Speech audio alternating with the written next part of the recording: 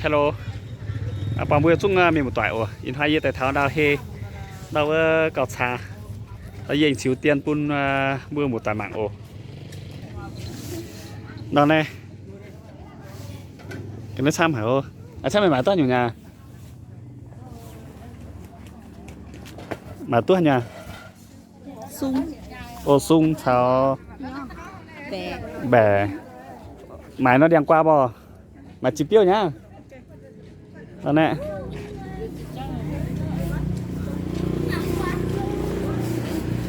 đút đủ này bán nào đấy chị ơi cái này 30 còn cái này 23 cái này không lấy một cái 5.000 5.000 một cái à thế lấy một cái này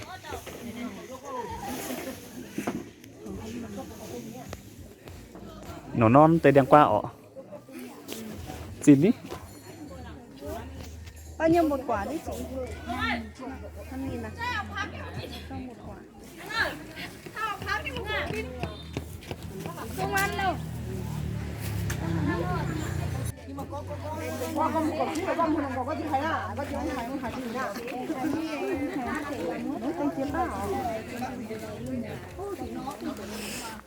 ơn tới đang nòm rồi có ọ sẽ khoai tại mảng khác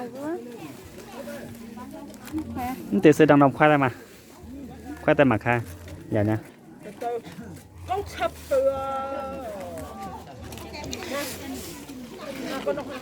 chắc có ọ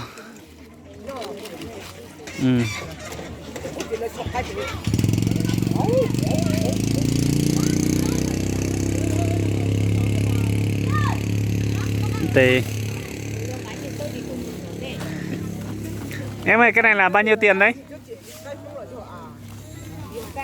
5.000 một cái 5.000 một bó Piat xin nhỉ pa đi khà pa y pa pua pa pe pia pia pa chu pa nhỉ pa chập phây khoai pia khoai chữ khoai này chào 4/50 chất chữ khoai cáo phơ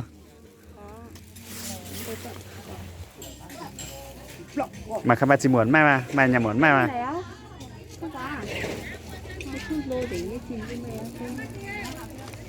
cái nhiều tên mà khá cao mà mai không có ô nó sẽ mình đo máy bèn luôn thiêu tế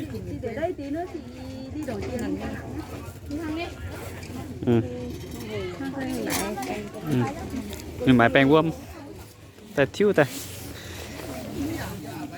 như khá tế sẽ bẻ này bẻ gai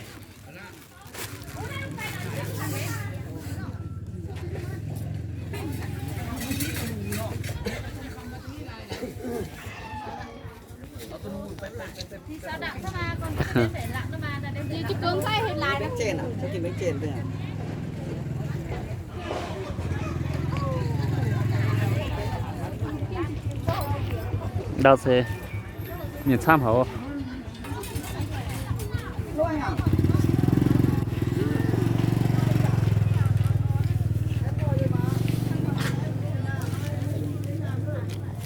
ô cái này miếng mùa nó chạm hai bữa bát chí ha đi chạm kèm bát chí ô nè quần ta nhảm khu hậu phần đoài dàn đoài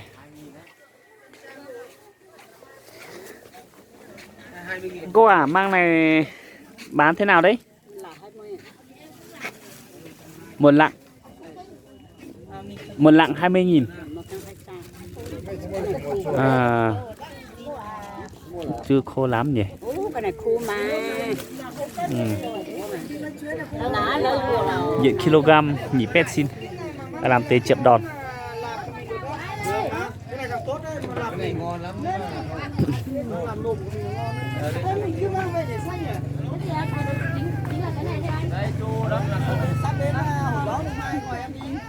nào xem bữa mày đem qua Yat xin tiền đem qua bia xin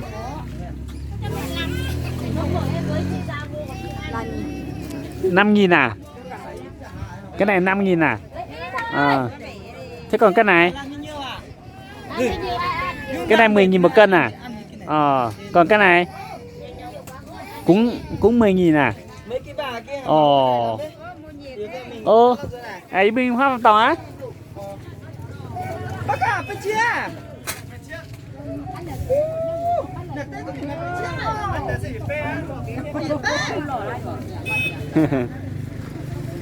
Ô, tham hảo ô.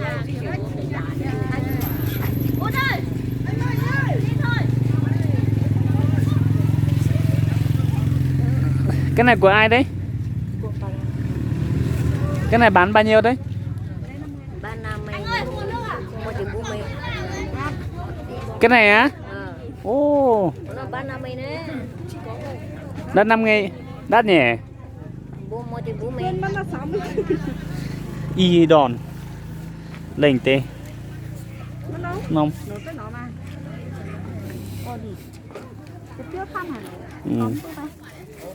nổ à ô hỏi mấy cái máy chỉ piêu nha nhà nhà nhà na nhảm xây dựng anh tài sao tăng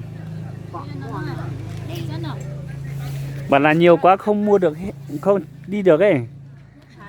Một nải bao nhiêu đấy? 1 cân bán theo cân à? Nhiều đấy nhỉ. To tốt nhà. To tốt nhà. Không trao được.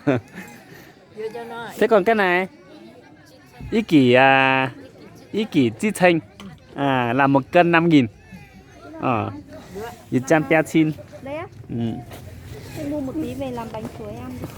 Bánh chuối dầu rú Có lấy một cái này cái gì à? măng khô ạ. Măng khô à? Là 1 cân bao nhiêu? 50.000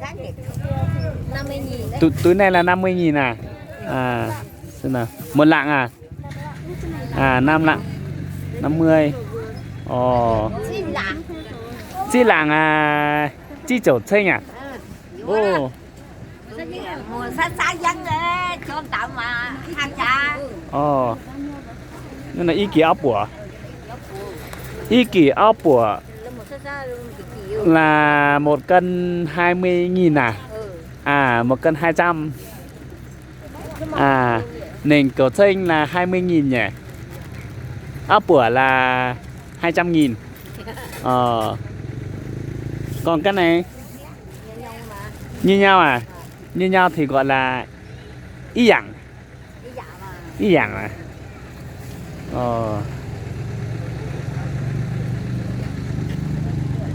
Ô.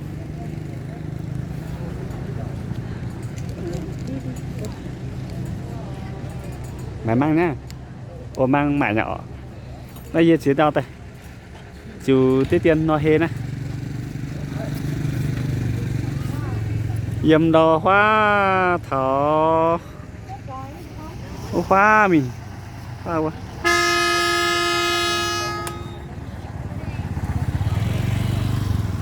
đò thì